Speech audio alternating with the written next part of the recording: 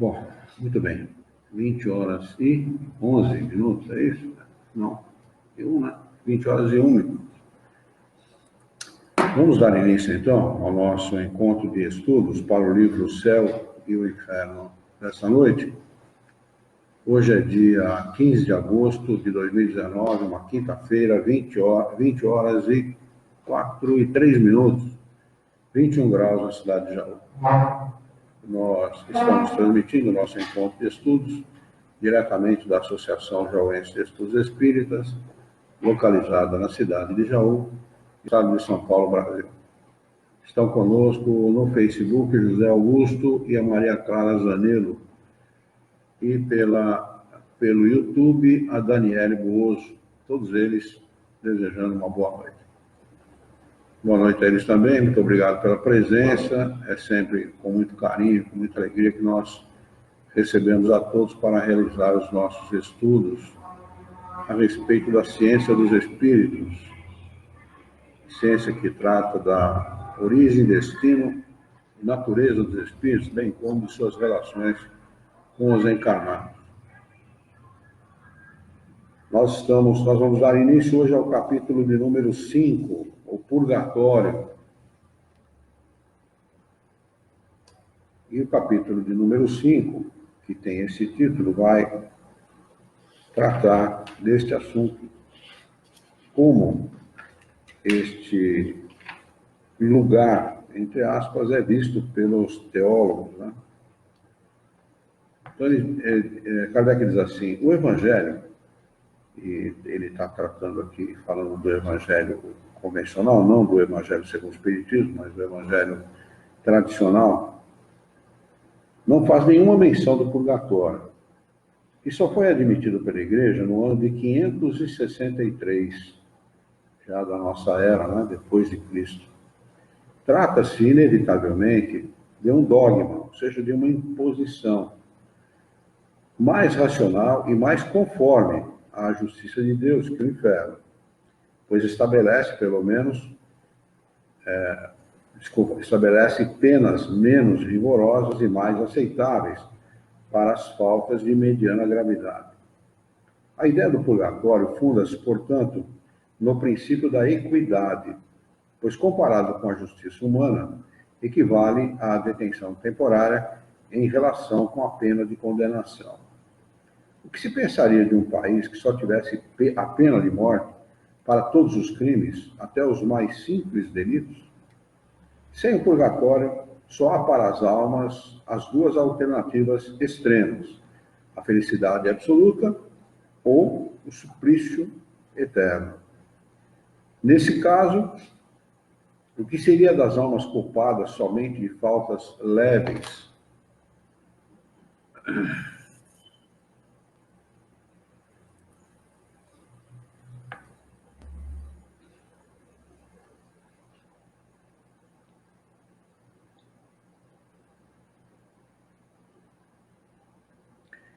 Ou elas partilhariam a felicidade dos eleitos, sem serem perfeitas, ou sofreriam o castigo dos maiores criminosos, sem os terem igualado no mal, o que não seria justo nem racional. Mas a noção do purgatório teria de ser necessariamente incompleta, pois só conhecendo o suplício do fogo, procuraram diminuí-lo numa ideia atenuada do inferno. As almas ainda se queimam, mas de maneira menos intensa. Não conciliável, o progresso com o dogma das penas eternas, as almas não podem sair do purgatório através do seu próprio adiantamento, mas sim pela virtude das preces que se fazem ou se mandam fazer em sua intenção. Sempre absurdos, né, ensinados pela Igreja. Se a ideia inicial foi boa, não se deu o mesmo com as consequências, em razão dos abusos de que ela se tornou fonte. Em virtude das preces pagas, o purgatório se transformou numa mina mais produtiva que o inferno. Há um rodapé de número 20, nota do tradutor, que diz o seguinte: o purgatório deu origem ao escandaloso comércio das indulgências, com as quais se vendia a entrada no céu. Esse abuso foi a causa primeira da reforma e foi por causa dele que Lutero rejeitou o purgatório. Este caso nos mostra a primeira nota de Kardec, depois tem um complemento do tradutor. Esse caso nos mostra o processo da evolução. O erro da concepção do inferno gerou a ideia do purgatório, e essa determinou, por sua vez, a reformulação da teologia cristã e a tentativa da volta ao cristianismo primitivo, que preparou com a reforma protestante o caminho ao espiritismo. A Beth Zanalto Gonçalves está conosco também. Seja bem-vinda, viu, Beth? O fato é que nessa época aqui, por volta dessa data aqui, de 600 e alguma coisa, 563, 600 a.C.,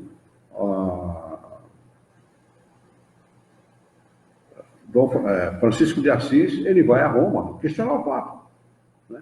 Por conta dessas indulgências aqui. Se vendia indulgência, se vendia terreno no céu, para poder construir Roma, né? Foi nessa época aqui, exatamente nessa época.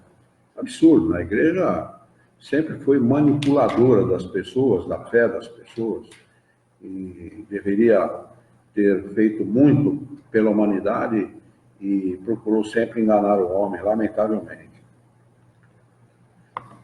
Continua Kardec. Bom, essas palavras e essas considerações são minhas, isso não é o que fala Kardec. Kardec é mais ponderado no seu julgamento em relação à Igreja Católica, mas eu não sou, não. Lamentavelmente, a Igreja Católica poderia ter feito muito pela humanidade e não o fez, lamentavelmente. A Berna acabou de entrar também. Bem-vindo, viu, Berna? E ela está desejando uma boa noite a todos também. O lugar do purgatório nunca foi determinado, nem claramente definido, a natureza das penas que neles são impostas. Está reservado à nova revelação preencher esta lacuna, ao nos explicar as causas da miséria da vida terrena, que somente o princípio da pluralidade das existências poderia justificar. Aliás, verdade esta defendida por Jesus de Nazaré, o princípio da pluralidade das existências, sempre foi, e da imortalidade da alma. Essa foi a razão da vida de Jesus, né? Essas misérias são necessariamente resultantes das imperfeições da alma, pois se a alma fosse perfeita, não cometeria faltas e não teria de sofrer as suas consequências. O homem que fosse sóbrio e moderado em tudo, por exemplo, não se tornaria presa das doenças provocadas pelos excessos. Na maioria das vezes, ele se torna infeliz neste mundo por sua própria culpa. Essa é a grande verdade. Não existe diabinho nenhum instigando a vida de quem quer que seja. O homem é o próprio culpado de seus infortúnios, de seu sofrimento, de suas dores, né?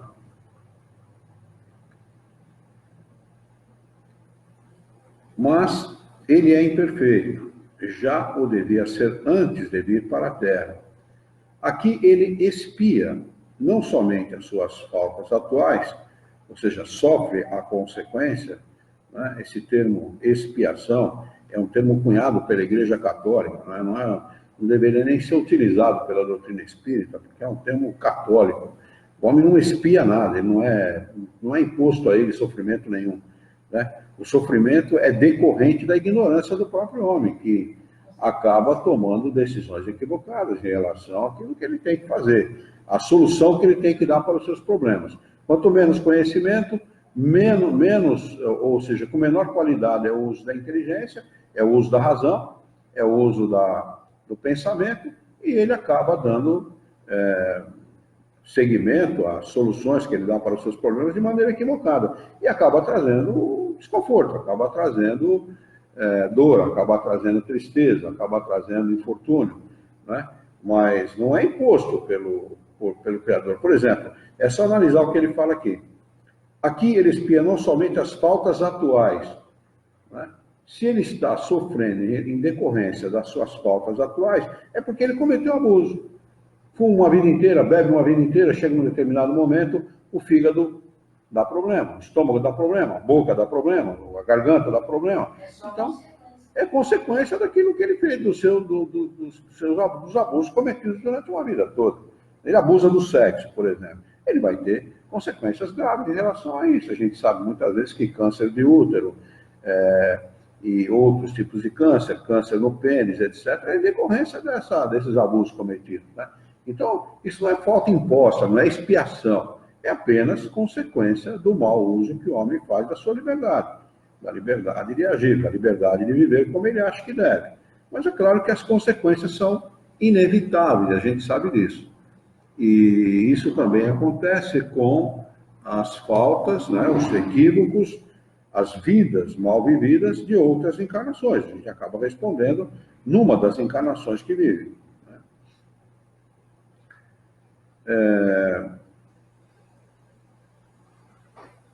Ele diz assim, eu vou repetir a frase para a gente lembrar. Aqui ele expia, sofre as consequências, não somente das faltas atuais, não somente as faltas atuais, mas também as anteriores, que não pôde antes reparar.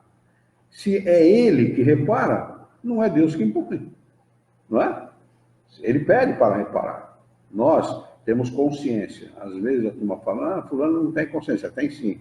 Não é? Ela pode estar adormecida, ele pode se convencer de que aquilo é certo, para ficar livre da pressão da própria consciência, mas em estado de erraticidade, depois que perde o corpo físico, ele vai se dar conta de que se equivocou, de que errou, e vai pedir para reparar. É assim que nós fazemos. Nós pedimos a reparação. Não é à toa que o homem encarna cego, coxo, manco, mudo, paraplégico, tetraplégico, idiota, louco, né? O espírito não é nada disso. Não existe espírito louco, tetraplégico, manco, cego, surdo, nada disso. O espírito é são, mas o corpo, ele encarna num corpo com essas limitações que eu falei, exatamente para sofrer na vida aquilo que ele precisa para reparar as faltas do passado, né? Por exemplo, sofre nesta vida as provas que fez os outros sofrerem numa outra existência. As vicissitudes por que passa são, ao mesmo tempo, um castigo temporário, ou uma advertência quanto às imperfeições de que se deve livrar para evitar desgraças futuras e progredir na direção do bem. Este, a gente pode dizer, que independentemente da vida que leva, o espírito, na atual encarnação, é o destino de todos eles. Todos progredirão no sentido do bem, todos, independentemente. O Criador não tem pressa, né? A pressa é nossa. Se nós quisermos nos aplicar e trabalhar nesse sentido, vamos progredir mais rapidamente. Se nós formos negligentes, né, indolentes, nós vamos marcar passo, vamos demorar mais para progredir. Mas, obrigatoriamente, todos irão nesse sentido, né? A lei é de progresso. Não existe nenhum espírito que não progrida, que não evolua, que não vá na direção da sua própria felicidade. Elas são para a alma lições da experiência, às vezes rudes, mas tanto mais aproveitáveis, quanto mais profunda a impressão que possam deixar. Essas vicissitudes proporcionam a oportunidade de lutas incessantes, que desenvolvem as suas forças e as suas faculdades morais e intelectuais, fortificando a alma na prática do bem.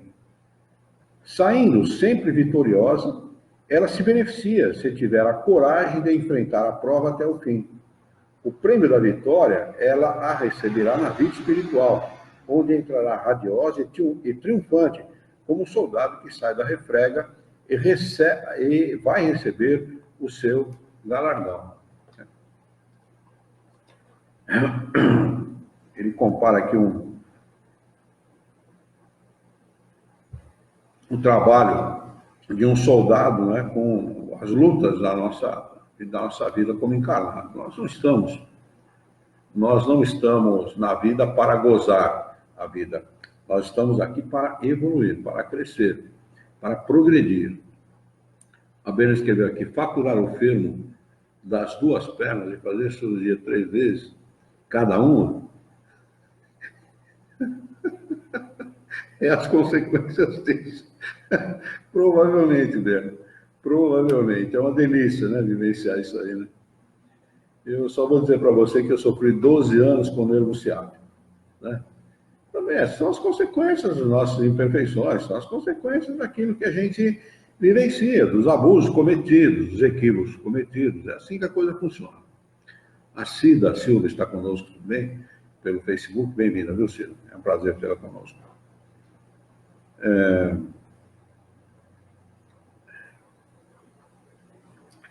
Ele continua dizendo o seguinte: cada existência representa para a alma a oportunidade de um adiantamento.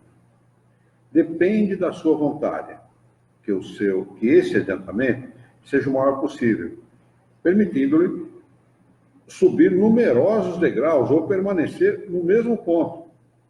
Ou seja, não é que o espírito permanece exatamente no mesmo ponto, é que ele progride tão pouco e tão lentamente que a impressão que dá é que ele não progrediu quase nada, né? Mas o progresso, ele acontece forçosamente, não há como não progredir. Não há como alguém sair da vida sem ter aprendido nada. A vida nos mostra isso, né? Pelo menos eu vejo assim, quer dizer, as pessoas, por mais ignorantes, por mais tacanhas, por mais absurdamente ignorantes que sejam, saem sempre da vida aprendendo alguma coisa. Alguma coisa aprender. É que é tão lento, né, esse aprendizado, muitas vezes cometem tantos absurdos que a impressão que dá é que o espírito permaneceu no mesmo lugar do ponto de vista do seu progresso espiritual.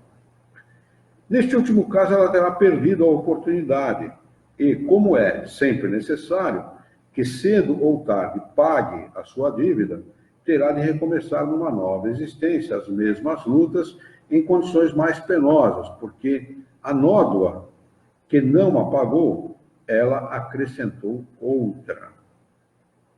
É, pois, nas encarnações sucessivas que a alma se liberta, pouco a pouco, das suas imperfeições, que ela se purga, numa palavra, até que se torne bastante pura para merecer libertar-se dos mundos de expiação e ir para os mundos mais felizes, deixando esses, mais tarde, para gozar da felicidade suprema.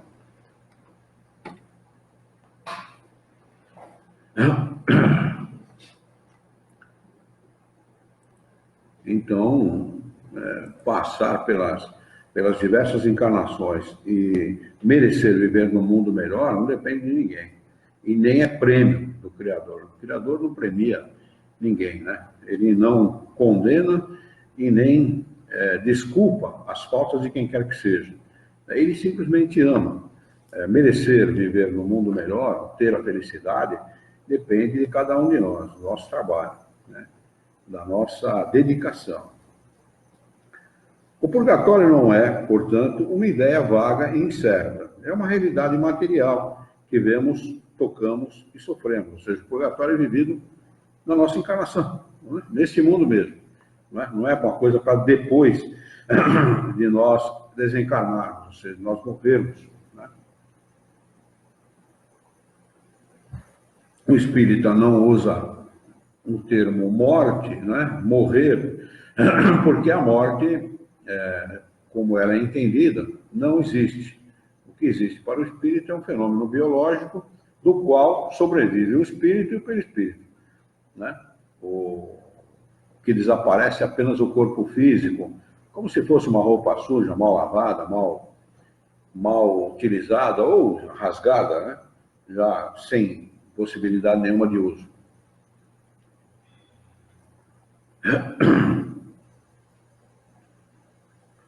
Ele se encontra nos mundos de expiação e a Terra é um deles. Os homens espiam nela o seu passado e o seu presente, em benefício do seu futuro. Mas, contrariamente à ideia que se faz a respeito, depende de cada um abreviar ou prolongar a sua permanência neste mundo, segundo o grau de adiantamento e depuração a que se possa chegar pelo próprio trabalho. Dela saímos por não haver completado um certo tempo, ou pelos méritos de outros, mas pelos nossos próprios méritos, segundo essas palavras do Cristo. A cada um, segundo as suas obras, palavras que resumem toda a justiça de Deus. Aquele que sofre nesta vida pode dizer, portanto, que é por não estar suficientemente depurado e que, se não o fez na existência anterior, terá ainda de sofrer na seguinte. Isto é, ao mesmo tempo, equitativo e lógico. Segundo o sofrimento inerente à imperfeição, sofre-se por tanto tempo quanto, se for imperfeito, como sofre de uma doença por tanto tempo quanto não se consegue extinguir as suas causas. É assim que um homem orgulhoso sofrerá as consequências do orgulho, da mesma maneira as do egoísta. E de todas as nossas imperfeições, todas as imperfeições cometidas neste mundo, ou não corrigidas neste mundo, serão vistas, serão vivenciadas, né? E nós tentaremos corrigir em outras encarnações, com certeza, porque o espírito, ele precisa evoluir, ele precisa progredir. Então não há como progredir mantendo-se imperfeito. Mas o certo é que todos progredirão. Esse é o melhor da história, não é? Não há ninguém que seja que foi criado para sofrimento. Aliás, nós não encarnamos para sofrer. Nós só sofremos pela nossa ignorância. E não há ninguém que foi criado para ser imperfeito ou para sofrer eternamente. Nós seremos absolutamente felizes. Todos nós somos criados para isso. O Criador, ele é um Pai amoroso, como ensinou Jesus, e nós estamos aqui para aprendermos a ser felizes. Sobretudo, aprender a trabalhar. Os espíritos superiores nos ensinam isso.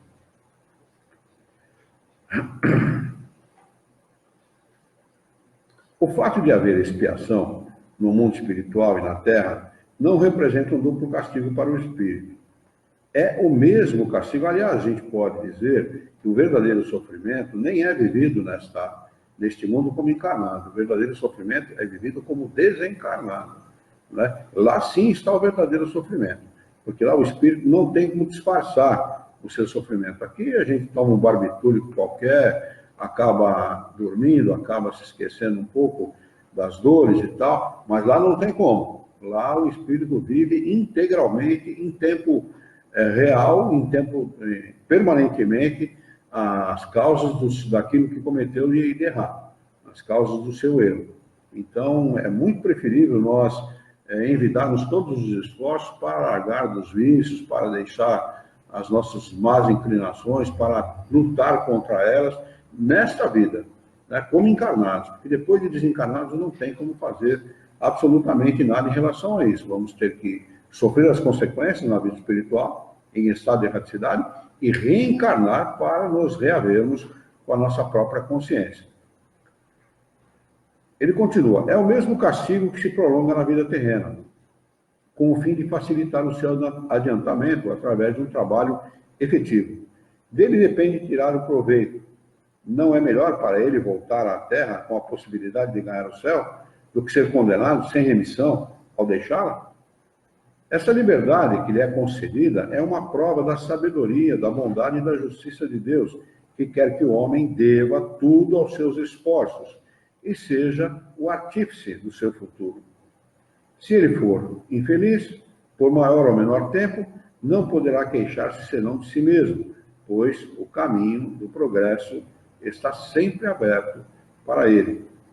Se considerarmos como é grande o sofrimento de certos espíritos culpados no mundo invisível, como é terrível a situação de alguns, de que angústias se tornam presas, quanto esta situação se faz mais penosa pela impossibilidade de verem um fim, poderíamos dizer que isso é para eles o inferno, se essa palavra não implicasse a ideia de um castigo eterno e material. Na realidade, é um verdadeiro inferno mesmo, só que temporário. Não é eterno, não é para sempre, não é o castigo eterno, né? Mas é pior do que os descritos pelo inferno pagão ou inferno cristão, chamado inferno cristão, porque o espírito ele vive sofrendo terrivelmente, né? Terrivelmente. É um sofrimento atroz. Por exemplo, o suicida, ele sofre terrivelmente depois que comete um ato provocado como suicídio, né?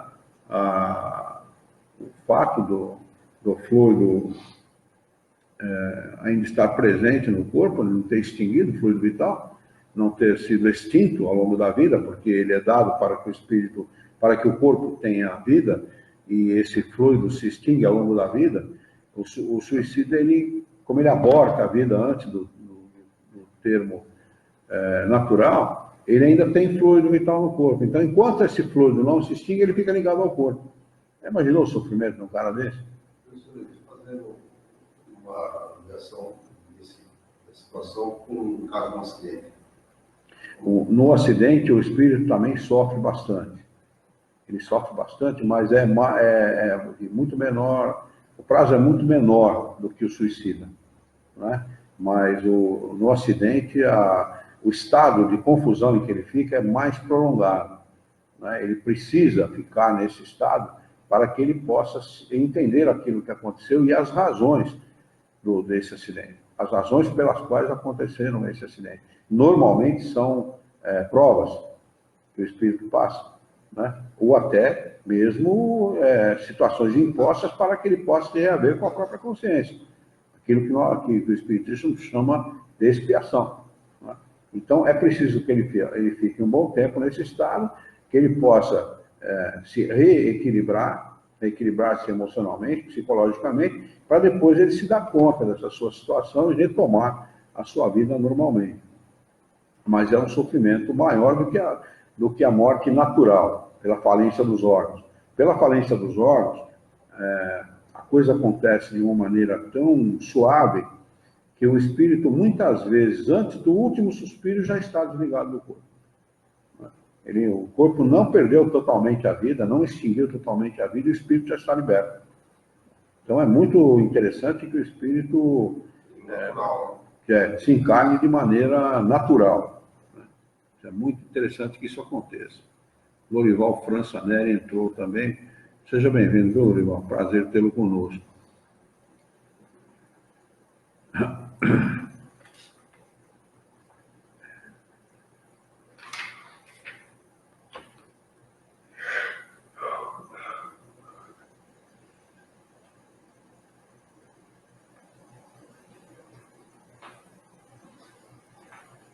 Eu vou ler novamente a partir do 7 aqui. Se considerarmos como é grande o sofrimento de certos espíritos culpados no mundo invisível, como é terrível a situação de alguns, de que angústias se tornam presas, quanto essa situação se faz mais penosa pela impossibilidade de viver o fim. Poderíamos dizer que isso é para eles um inferno, se essa palavra não implicasse a ideia de um castigo eterno e material. Graças à revelação dos espíritos e aos exemplos que eles nos oferecem, sabemos que a duração da expiação está subordinada ao melhoramento do culpado. Então, ele fala aqui que não há nessa situação nenhum sofrimento material, até porque não há nada de material no espírito. O espírito é um ser incorpóreo, né? O perispírito, ele não transmite sensações para o espírito, né? Quando ele está desencarnado. Ele transmite as sensações quando ele está encarnado, mas não quando está desencarnado. Então, o sofrimento é totalmente moral, e é o pior dos sofrimentos, né? O sofrimento moral. O sofrimento físico, ele é mais tolerável que o sofrimento moral. Parágrafo de número 8. O Espiritismo não vem, pois, negar a existência das penas futuras, mas, pelo contrário, constatá-las. O que ele destrói é a ideia do inferno localizado, com as suas fornalhas e suas penas irremissíveis. Não nega o purgatório desde que prova que estamos nele, ou seja, nesta própria encarnação. Não é um lugar para se ir depois de desencarnado, assim como encarnado mesmo. Define e precisa o purgatório ao explicar a causa das misérias humanas, e com isso reconduz à crença aqueles que o negavam. O Espiritismo condena as preces pelos mortos? Bem ao contrário, pois os espíritos sofredores as solicitam. Faz delas um dever de caridade e demonstra a sua eficácia para os conduzir ao bem, abreviando dessa maneira os seus tormentos. Aqui tem um rodapé, nota do tradutor, que diz o seguinte: ver o Evangelho segundo o Espiritismo, capítulo 27, eu recomendo do 26 para frente, né? Das preces. É muito interessante esses capítulos, ele vai até o 29, se eu não me engano, ou 30, né? Ensinando, mostrando. Opa, está tendo uma variação Está tendo uma variação. Ele vai nos ensinar a fazer as preces com qualidade racional. Prece não deve ser apenas um palavrório repetido, né? Decorado, mas deve ser fruto do encadeamento lógico das ideias. Né? E é assim que a gente deve fazer as nossas preces. E ele continua dizendo o seguinte: falando a inteligência, o Espiritismo reconduz os incrédulos à fé, induzindo à prece os que dela se afastaram. Mas ensina que a eficácia das preces depende do pensamento e não das palavras, que as melhores preces são as que partem do coração e não apenas dos lábios, aquelas que são ditas por nós mesmos e não as que mandamos dizer por dinheiro. Quem ousaria reprová-lo por isso? Acho que está mais do que provado, né, para todo mundo que tem um pouco de bom senso, um pouco de inteligência. Já deve ter muita inteligência. Uma inteligência mediana é capaz de observar isso, né? Prece paga não tem o menor significado, o menor valor, né? A Maria Lúcia entrou também, bem-vinda, viu, Maria Lúcia? Ele continua dizendo no parágrafo número 9 o seguinte: quer o castigo se verifique na vida espiritual ou na Terra, e qualquer que seja a sua duração, há sempre um fim, um termo para ele, mais ou menos longo ou curto. Não há, na verdade, para o espírito mais do que estas alternativas: punição temporária e graduada segundo a culpabilidade, ou recompensa graduada segundo o mérito. O Espiritismo não aceita a terceira, ou seja, a da condenação eterna. Aliás, não só não aceita, como prova que ela é totalmente inviável, totalmente fora dos desígnios do Criador. O Criador é um pai amoroso, um pai que quer a vida dos seus filhos e não a morte deles, como ensinou Jesus. O inferno permanece apenas como figura simbólica dos grandes sofrimentos que parecem não ter fim. O purgatório é a realidade em que nos encontramos. A palavra purgatório exprime a ideia de um lugar circunscrito, fechado, né? Eis porque se aplica mais naturalmente à Terra, considerada como lugar de expiação, do que ao espaço infinito em que erram, ou seja, onde os espíritos estão em estado de erraticidade, os espíritos sofredores. E também porque a natureza da expiação terrestre é uma verdadeira purgação. Quando os homens forem melhores, só passarão ao mundo invisível como espíritos bons, e estes, ao se reencarnarem, trarão para a humanidade corpórea somente criaturas aperfeiçoadas.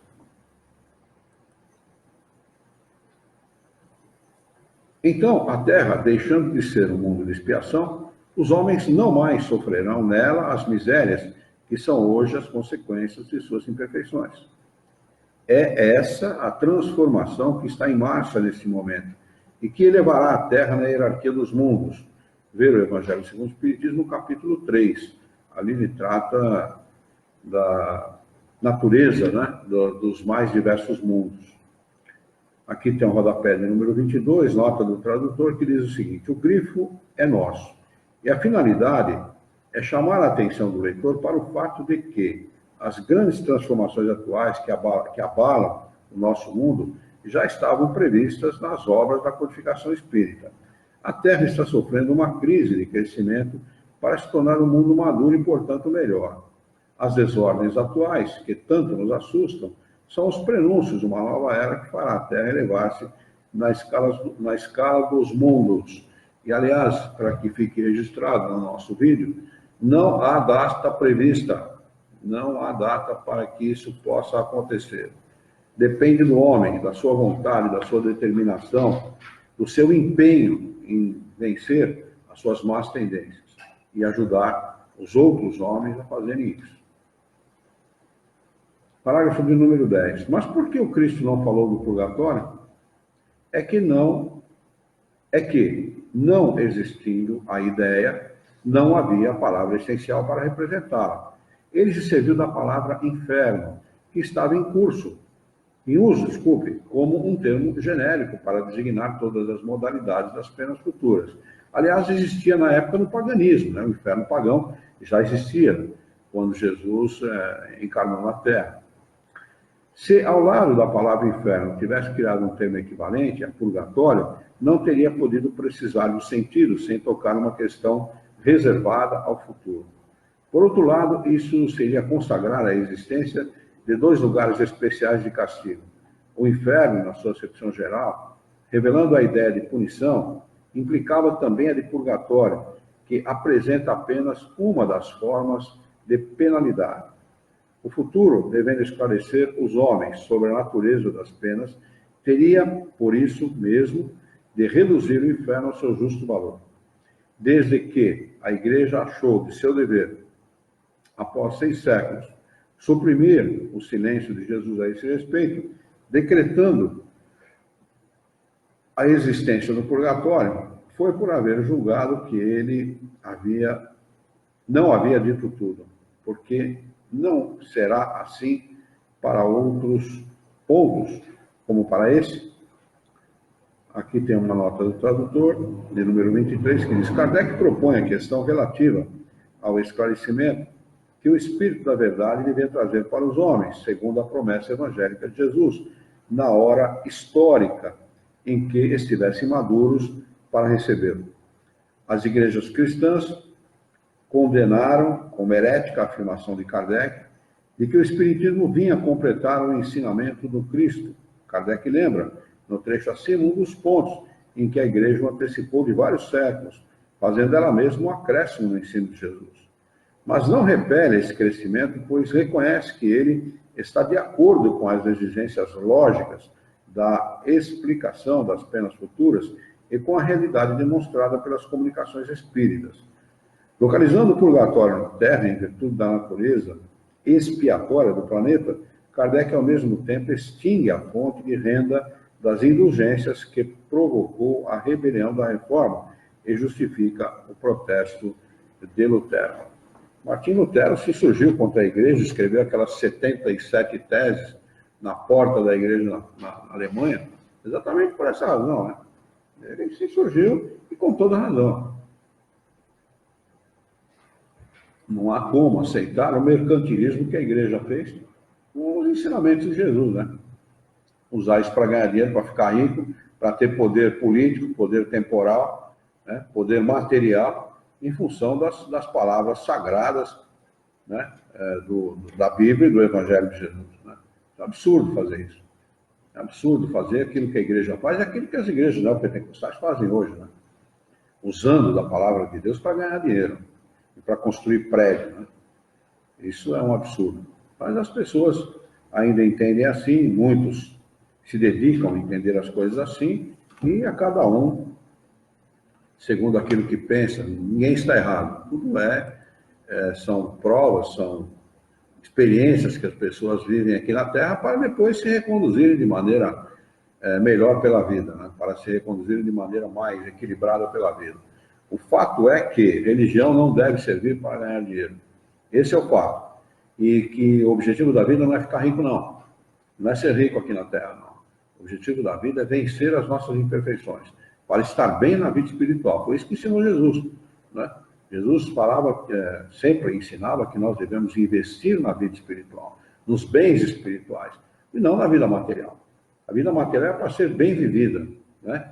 O homem tem que ser resignado e aceitar a vontade de Deus. Isso não significa dizer que não deve lutar para estar bem materialmente, mas dar o valor devido ou o valor relativo às coisas materiais.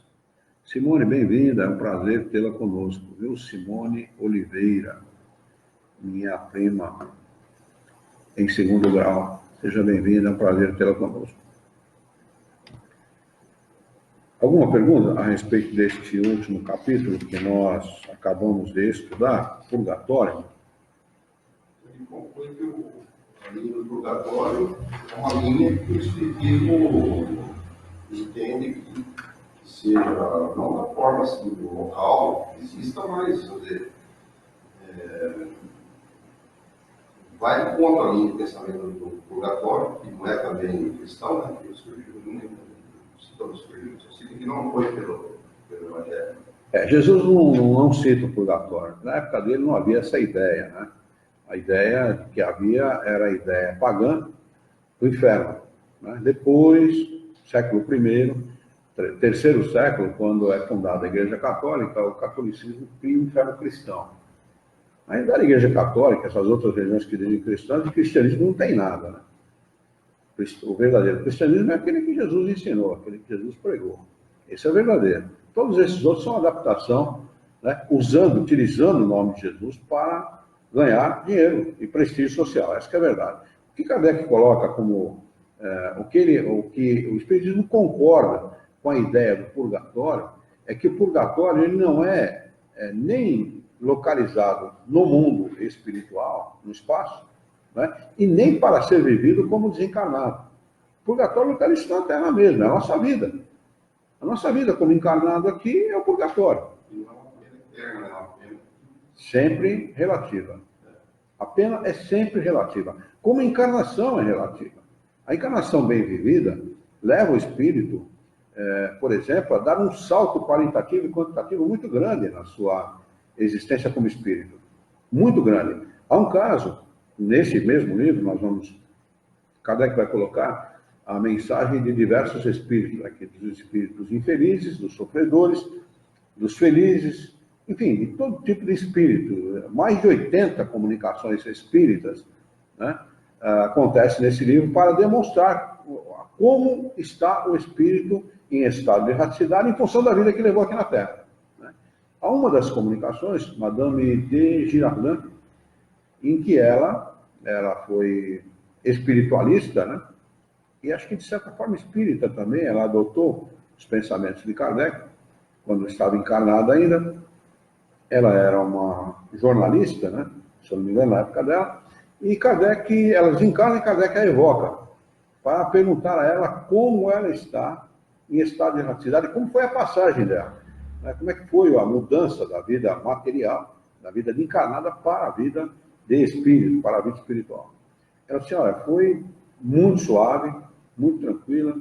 Eu tive uma felicidade muito grande ao acordar, porque encontrei meu espírito guia, meus parentes, meus amigos, meus amados e tal. E eu tive uma surpresa muito grande ao desencarnar, porque o espírito, os bons espíritos, os espíritos superiores que vieram me receber, me apontaram uma estrela no céu. Você está vendo aquela estrela? Sim, estou. É para lá que nós vamos. E eram muito felizes. Então ela saiu da Terra imediatamente para o mundo feliz. Né? Então olha a possibilidade que nós temos. Basta que nós nos empenhemos em fazer isso. O Criador, ele distribui equitativamente as suas bênçãos, o seu amor, sobre todas as pessoas, sobre toda a humanidade. Ninguém é privilegiado. Senão, essa pessoa foi privilegiada. Jesus era um Deus, era privilegiado. Mentira. Ninguém é privilegiado. Jesus era um homem normal, comum, como qualquer outro homem. Só que era um espírito superior. Não era filho do homem, não. Não, todos nós somos filhos dele. Sim, mas não é o filho, né? Não era o filho. Né? Todos nós somos os filhos. Passou né? pelos Mesmos caminhos, exatamente os mesmos. Né? Fazia cocô e xixi como qualquer outro. Dormia, tinha lá os seus momentos e tal. Só que era um espírito superior. Ele tinha conhecimentos que nós não temos ainda. Vamos ter um dia. Seremos como ele. Mas ele foi como nós, imperfeito como nós. E galgou os degraus da perfeição, como todos nós iremos galgar um dia. Ele mesmo disse. Palavras dele no Evangelho. Ou pelo menos está lá que ele disse. E se não disse, deveria dizer. Ele falou assim, se vós tiverdes a fé do tamanho de um grão de mostarda, fareis o que eu faço e muito mais. Imagine você, se nós somos capazes de fazer o que ele fez e muito mais, é que nós seremos iguais a ele e melhor ainda. Pouca fé ainda. Com pouca. A mostarda é o menor grão que existe, é a menor semente que existe. Né? Então você imagina, quer dizer, Jesus deixou declarado isso. Né? É que as pessoas interpretam de forma teológica, né? De forma como artigo de fé. Não é artigo de fé coisa nenhuma, isso é um ensinamento.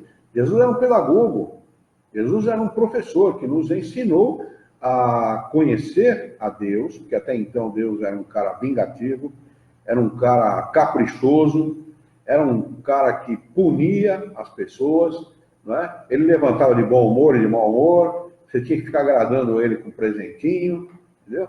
E não é nada disso. Ele disse, não, esse Deus que estão ensinando para vocês é um Deus de mentira. O Deus verdadeiro é um Deus amoroso. Ele não quer a morte do ímpio. Ele quer a vida, que vocês tenham vida e vida em abundância.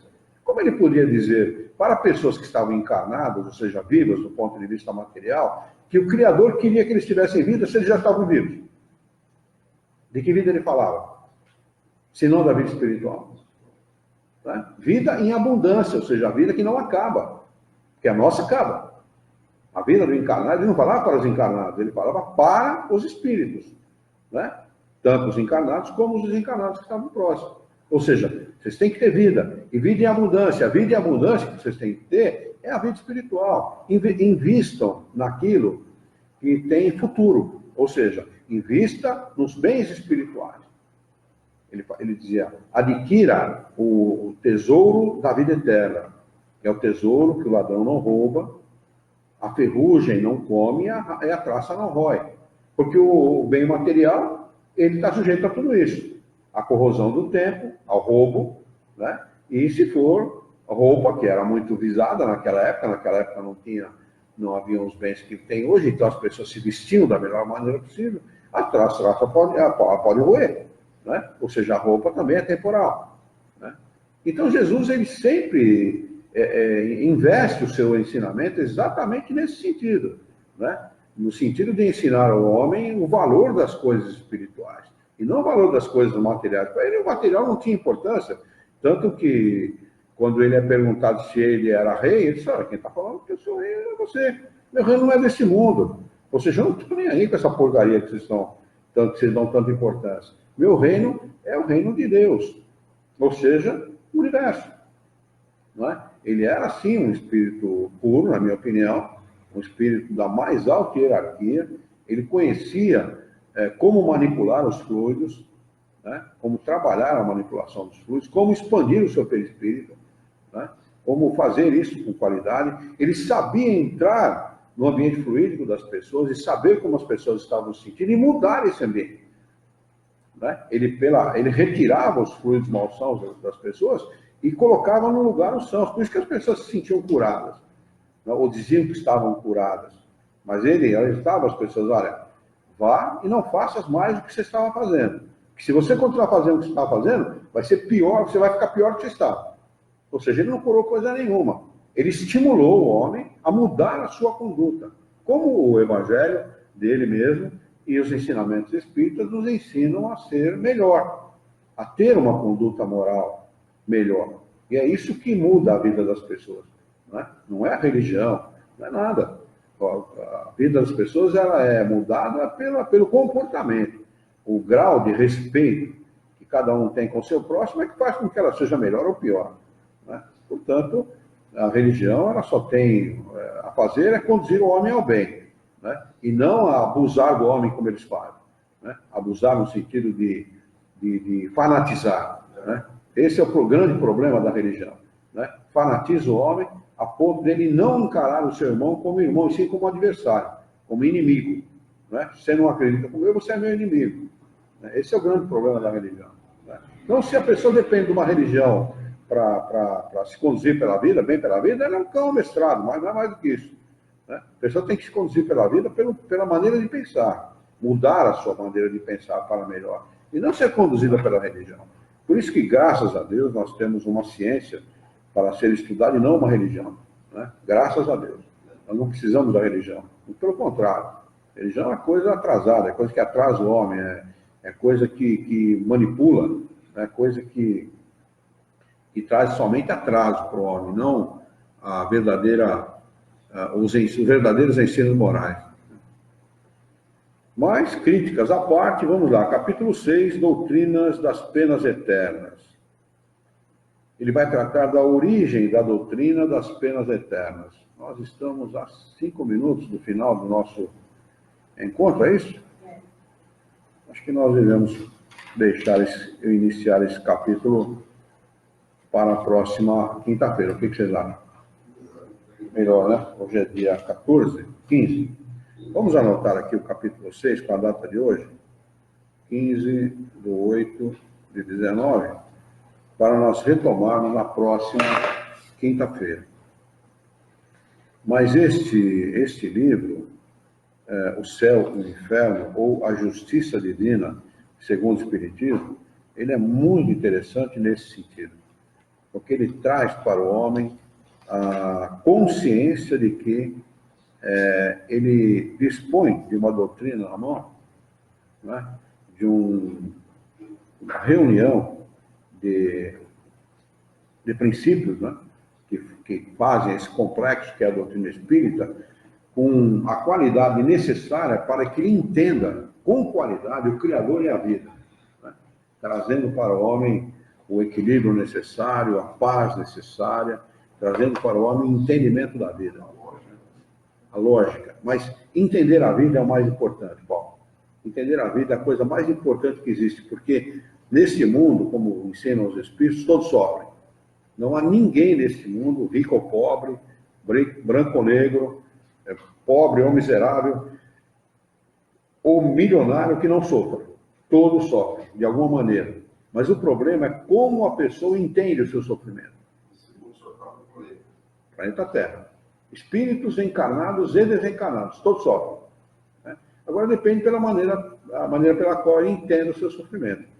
Porque se ele não compreender as leis naturais, a lei de causa e consequência e todas as outras decorrentes dela, e decorrentes da imortalidade da alma, ele não vai entender a vida com a qualidade que ele deve entender, como oportunidade, e ele se revolta, né? O ignorante, ele nunca vai ser um resignado, porque ele não tem entendimento para ser resignado. Agora, aquele que tem entendimento, aquele que tem compreensão, ele se resigna, porque ele entende.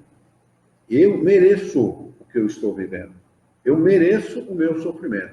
Portanto, eu vou vivê-lo com qualidade, porque eu não quero mais vivenciar isso, né? Se nós estamos passando por um aperto financeiro, por exemplo, né, trazendo as coisas para o nosso quintal, o que a gente faz? A gente economiza o máximo possível, deixa de gastar o máximo possível, para poder atravessar aquele momento de privação da melhor maneira possível, porque não quer viver mais aquilo, né? Aí paga suas dívidas, quita, acerta, equilibra a coisa, para poder voltar a vida financeira ao rumo que era antigamente.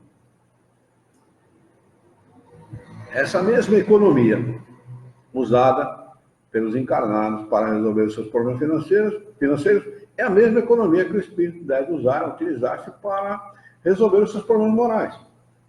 Ou seja, vamos viver a vida da melhor maneira possível, do ponto de vista moral, não do ponto de vista físico, porque quem vive a vida da melhor maneira do ponto de vista físico acaba cometendo muito mais equívocos, né, do que acertos, e acaba tendo que reencarnar para ressarcir com a sua própria consciência esses equívocos. Então, é preferível aceitar as adversidades, os problemas, as vicissitudes da vida e vivê-las com resignação, como pede Jesus, né? Então, nós vamos viver esses problemas que nós estamos vivendo hoje uma vez só. Uma vez vivendo esses problemas com qualidade, o que vai acontecer com as próximas encarnações? Nós estaremos bem melhor. Ou seja, nós teremos muito mais condição, muito mais conhecimento, né? Muito mais lógica e qualidade intelectual para resolver os nossos problemas nas próximas encarnações. Ou seja, vamos resolver os nossos problemas num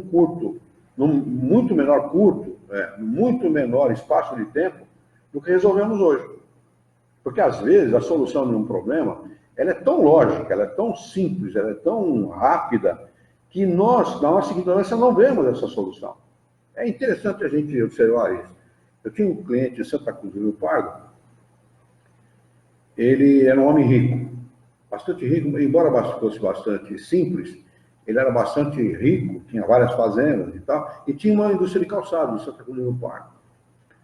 E esse homem, conversei com ele várias vezes e tal, uma pessoa inteligente, mas ele percebeu que todo final de ano, nós conversamos uns 3 ou 4 anos seguidos, todo final de ano, o balancete dele fechava de vermelho.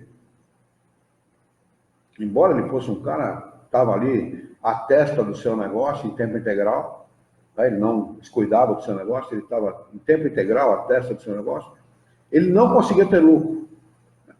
Ele falou, mas por quê? O que está acontecendo? O que eu não estou percebendo? Ele contratou uma empresa de auditoria, São Paulo Capital.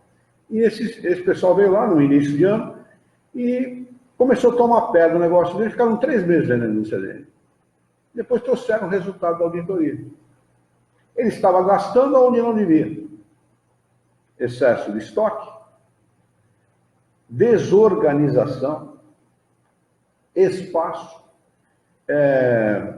qualidade do layout das suas máquinas, por exemplo, o layout das máquinas, o posicionamento das suas máquinas estavam equivocados. Ou seja, eram coisas tão elementares. Depois ele falou para mim, falou, nossa, Herrera, como eu sou burro. São coisas tão simples e tão elementares que a gente não vê. A gente complica a vida de tal maneira que você precisa de alguém de fora, que esteja vendo o jogo de fora, para dizer para você, olha, a bola está na sua frente, é só chutar. Você não está vendo a bola. Você está jogando o jogo e não está vendo a bola, você não marca o gol. Mesmo assim, às vezes não dá ouvido. E às vezes não dá ouvido, depende da qualidade. É por isso que a gente tem que ter qualidade racional. A nossa inteligência tem que ser uma inteligência utilizada de maneira racional e não de maneira emocional. Quem usa para viver da emoção erra muito mais do que quem usa da razão. Né? Então, o Hermínio, é o nome dele, chegou para mim e falou, Herrera, eu não via coisas lógicas, coisas que estavam na minha cara, estavam escancaradas na minha cara, eu não via. Ele começou a ter lucro todo ano, apenas consertando detalhes que ele já poderia ter, organizou a empresa dele de tal maneira que ele todo ano ele tinha lucro. Então, a vida é assim, né? A gente, para dar qualidade à vida, a gente tem que ter racionalidade, ou seja, observar todos os detalhes com qualidade racional para solucionar os nossos problemas de maneira simples e efetiva. Para que a gente possa acertar mais do que errar. Vai errar? É claro que vai errar. Nós somos imperfeitos, não é? Mas a gente vai errar menos. Né? Nós vamos acertar mais do que errar. É isso que a gente precisa. Corrigir as nossas más tendências.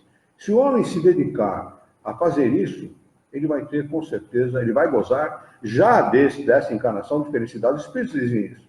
Mantenha a tua consciência limpa. E já desta encarnação você vai se sentir feliz.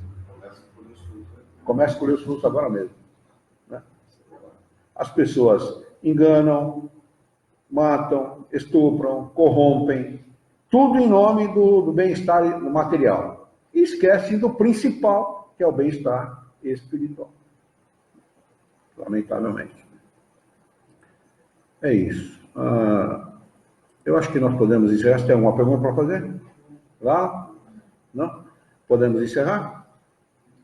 Muito bem. Vamos então elevar o nosso pensamento, mentalizar a figura excelsa e amiga de Jesus, ele que é o nosso mestre, é o nosso modelo e é o guia da humanidade. E juntos com Jesus vamos nos dirigir ao Criador para agradecê-lo muito pela oportunidade de aqui estarmos reunidos em seu nome, para discutirmos as questões propostas pelos estudos dessa noite. Queira o vosso amor, a vossa bondade, a vossa misericórdia, que tenhamos bom ânimo, coragem, determinação, ideias renovadas, alegria de viver e muito entusiasmo para que nós possamos trabalhar, sermos úteis à sociedade em que vivemos e dessa forma dignificar a vida. Auxilia-nos ainda, Senhor, dá-nos a força e a coragem necessárias para que nós possamos orientar a própria existência por um profundo e sincero respeito pelo nosso próximo. Em teu nome, em nome de Jesus, em nome dos bons espíritos, em nome do nosso diretor espiritual e de toda a sua equipe, nós declaramos encerrado o nosso encontro de estudos dessa noite. Que assim seja.